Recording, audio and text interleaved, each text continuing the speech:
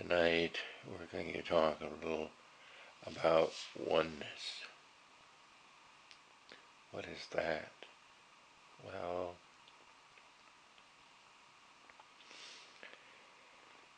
regressing for a moment,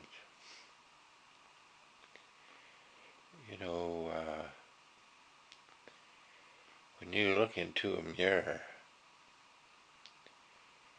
you might think, oh, my hair is out of place.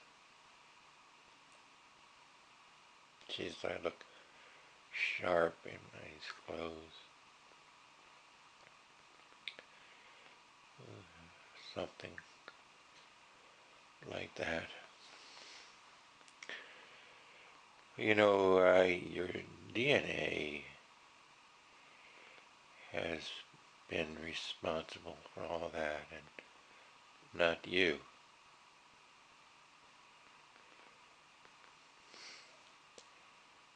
Since conception,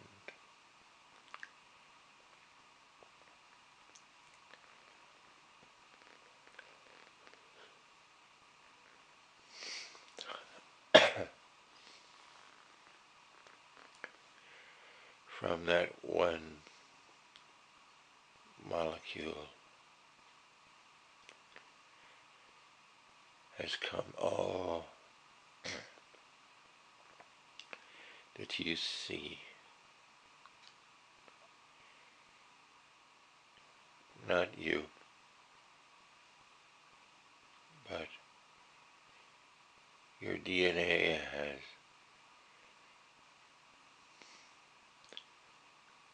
in your mother's womb taken you from that one cell to a fully developed little child before you were born. If you had been conscious of what was going on and had been able to alter what the DNA was carrying out and ordering to be carried out, you would really have screwed things up. So it's kind of fortunate that you didn't understand what was going on or weren't able to interfere. But you did help. There were times when you were supposed to kick and move, suck your thumb, and do various things, as was suggested or indicated that you do by your DNA as you were going through various of these stages in the womb.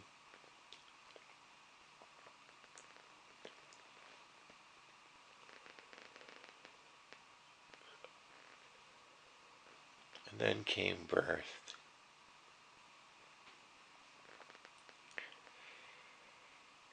And over the years, you learned to walk, and then you wanted to run and jump. You wanted to have your first kiss. You wanted to study and learn. All this, you this, and you that, me this, and I'm going to do that.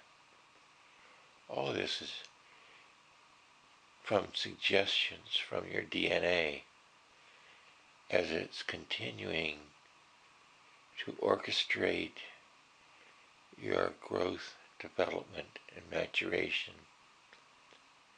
day by day, actually second by second. When you look into the mirror, you are not responsible for what's there, except that you assisted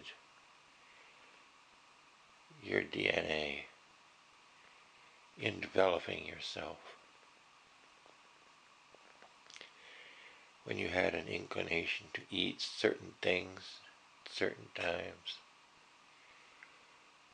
when you felt like you wanted to run and jump, when you felt like you wanted to learn how to ski or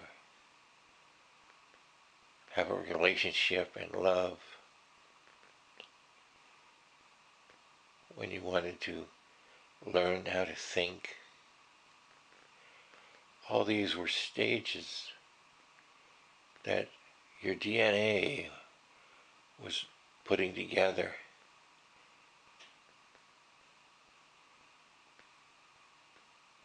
And so when you look into the mirror, what then is you?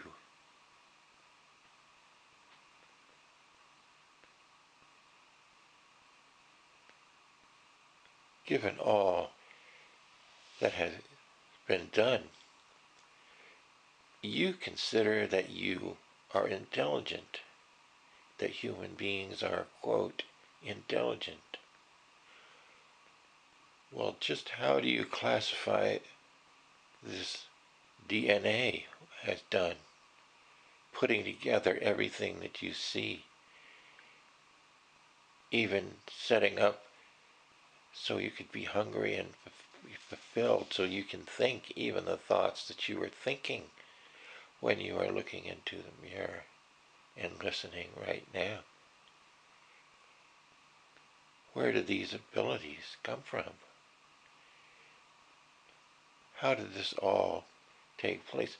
Don't you think this is some kind of intelligence if you regard yourself as being intelligent, and what little part you have played, though important and essential for you to play your part in response, which is a responsibility to be responsive to the indications or suggestions that your DNA is giving you through various avenues for you to do what to do.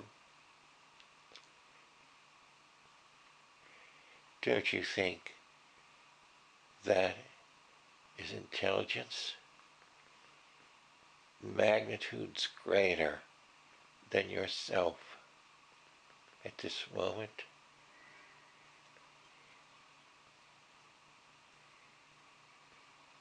As you see yourself in relationship to the universe and space, and how small a part you are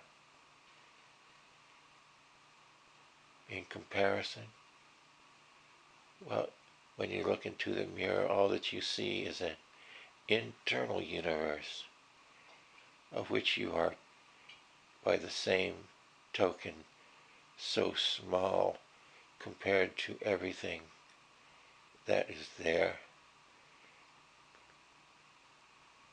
in your DNA and how it is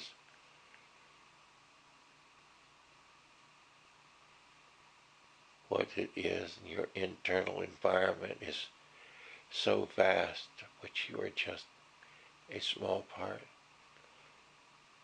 So what is you? And what is your DNA?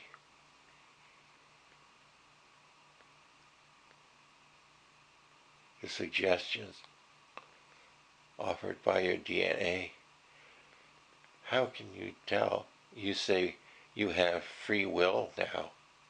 Now, what do you think about your free will?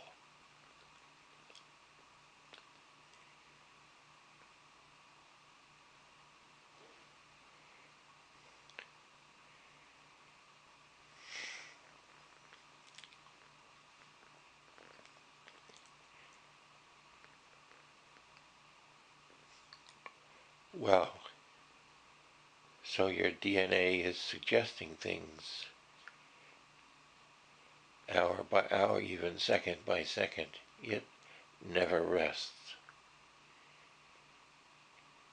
If it stopped functioning, you would be dead in an instant, right along with your DNA. So what is this connection then? Can you become more sensitive to your DNA's suggestions to help out better? Look at people who get so fat. You see, they say this is your DNA. Your DNA suggests that you eat and you eat certain things, but you are responsible for doing so and how you respond. Your DNA may suggest you work, but if you overwork and kill yourself,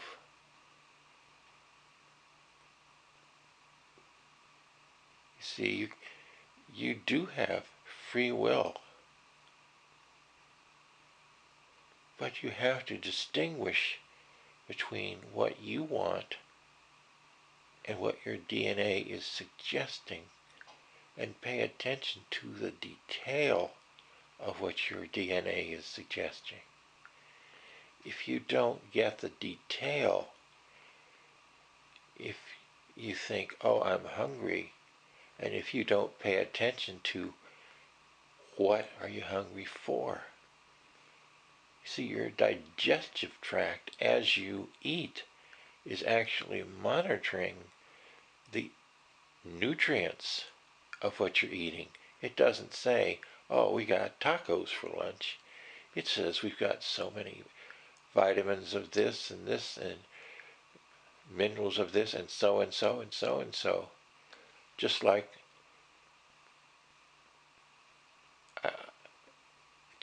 a massive supercomputer analyzing in ways that really science can't yet even.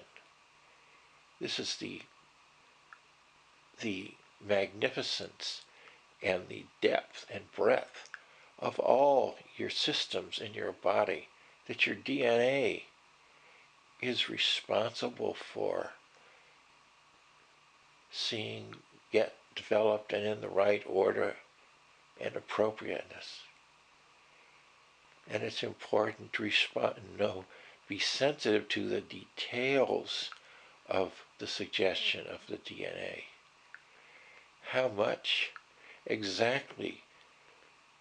1 taco, 2 tacos, dessert? What kind of dessert? How much dessert?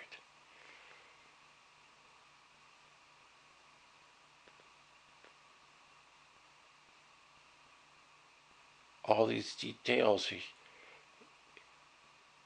as you eat, your DNA has arranged the feedback system, so you have to pay attention to it. You may want 2, 3 desserts. Your body cells with their desire for sugar or salt or something. You may respond to that urging of your body's cell chemistry caused by drug addiction or something. But if you don't pay attention to the detail of exactly what your DNA is suggesting, you're going to end up making a big mistake. Sure, there's a desire from your DNA to support yourself, take care of yourself, preserve yourself. But if you overwork yourself chasing money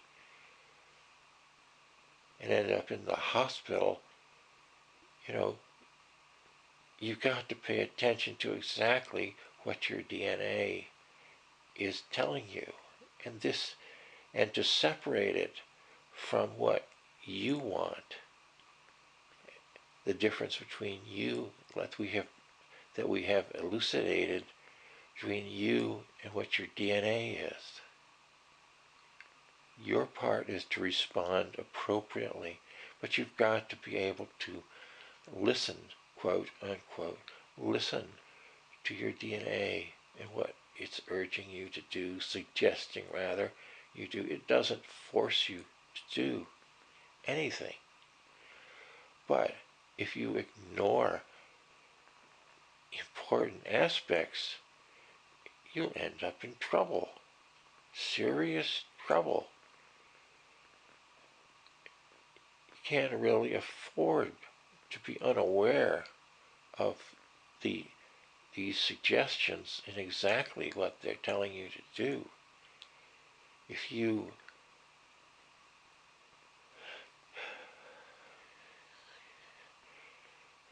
and so how do you become aware of this DNA suggestions in the detail? Well, that's something that people have known about and have worked towards and created methods and done research and experiment into, research in quotes that is, to enable people to become more sensitive to the DNA. And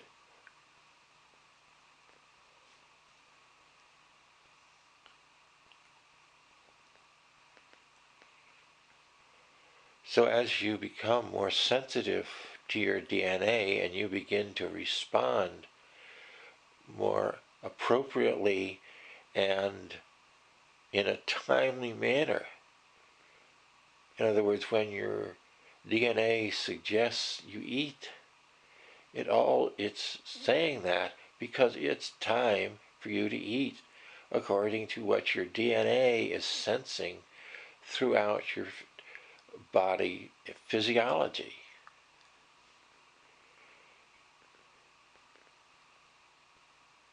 Now you see this is true with everything, that when your DNA suggests something, it's in real time. It doesn't have a deliberating mind. That is something that the human has. Well, yeah, it was set up by the DNA, but there is an apparent difference, initially apparent difference between you and your DNA. But you can become one with your DNA. So you, as your DNA is suggesting, you are responding, and you can become one.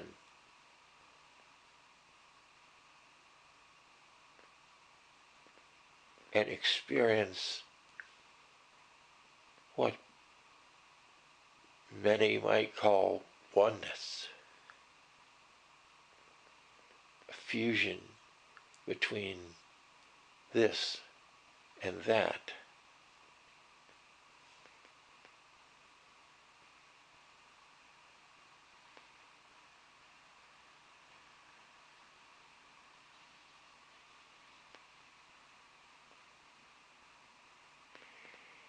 The Japanese have a phrase called ingagiji and ingaguji. Ingaiji is the law of cause and effect. Ingaguji is called the mystic law of cause and effect, or the simultaneous cause and effect.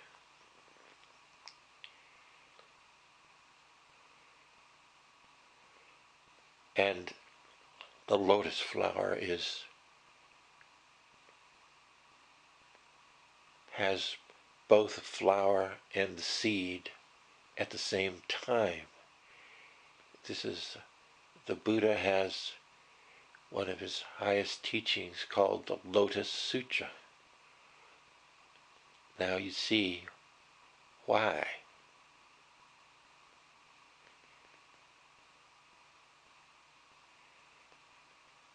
That time of oneness, beforehand, separation, the DNA causing you responding, with a time delay, with some kind of separation. But as you become more sensitive to this from the DNA,